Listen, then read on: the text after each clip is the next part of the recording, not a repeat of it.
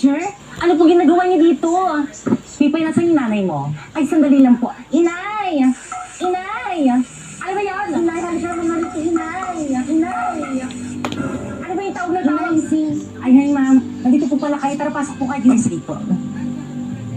Nung pasensya na kayo makalat sa bahay namin ngayon. Maupo po kayo. Salamat po. Nga pala, napadalaw po kayo. Ito na nga po, misis. Bakit po hindi na po pumapasok sa school si Pipay? Pipay, ano, bakit hindi ka na pumapasok sa school? Namimiss ka na ng mga klase mo.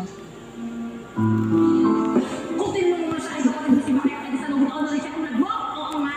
Gusto mo kasi ikaw lagi. Ikaw lagi. Sorry po, Inay. Simula kayo, hindi ka na pumapasok sa school, ha? Hindi ka na mag-aaral. Bakit ka na? Buti nga sa'yo.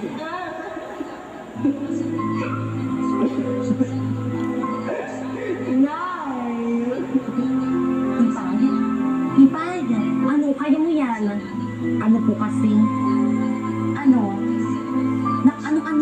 Ano po kasi, ma'am? Tinatamad na po kasi siya mag-aaral. Di ba lang sabi mo, tinatamad ka na mag-aaral?